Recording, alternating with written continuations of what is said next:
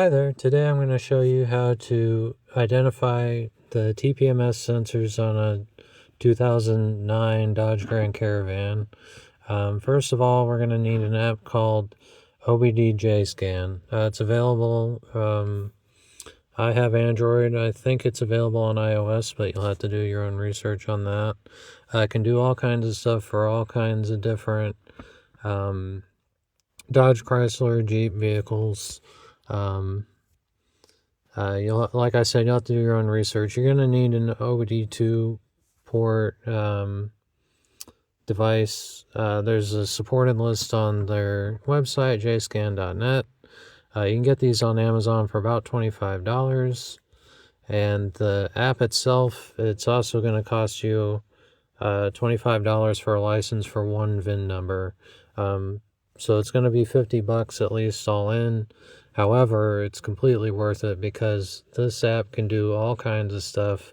It can access everything, body control modules, ABS, TPMS, all that stuff. It can program things.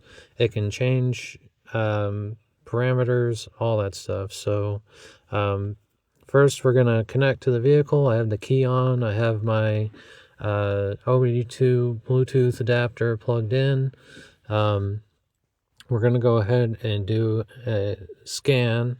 This is going to show any codes in the vehicle. Like I said, it's going to check every single module and tell us what's going on. So we do have some codes that I don't really care about that are for like the HVAC. As you can see, that's popping up. And we're going to have some codes for TPMS. So I had two bad sensors. I've already gone ahead and replaced these two sensors, and it fixed my TPMS light being on. So we'll go ahead and get into how to identify which sensors were bad. So we're going to go into live data, the one in the middle. No, we're not actually going to do that. We're going to go to modules. We're going to scroll down, and right here at the bottom left, we have wireless control TPMS. We're going to click live data on the top right. We're going to click the 6-dot yellow button on the bottom right.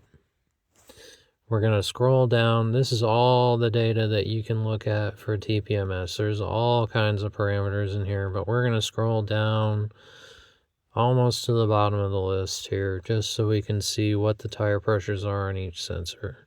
So you're going to see some that say tire 1 PSI calculated pressure, but that's going to be useless.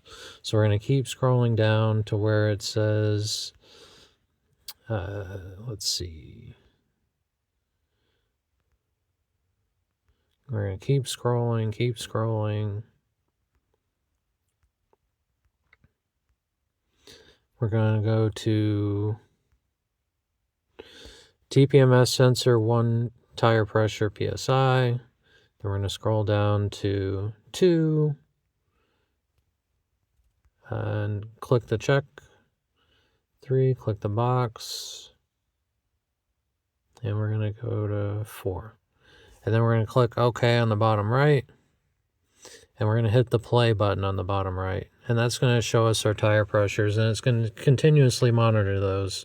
So now what we can do is we can go to each corner of the car and lower the tire pressure and see which one goes down, and then write that down. So if the right rear, it might be 1, 2, 3, or 4. And then you'll go to the front right, left rear, and see which ones are what. So when I had bad sensors, they said 0 PSI on them. So I had to go and figure out which ones were still good by lowering the tire pressure. And then that gave me which ones were bad. So I went ahead and just replaced those two. Now I've replaced one before, so that leaves me with one old one. And eventually that one will probably go bad soon. So they sell these tire pressure sensors in packs of 4, and you can get those for about $20 on eBay. They're cheap sensors, but they work. I don't know how long they're going to work, but I hope this helps, and I hope you have a great day.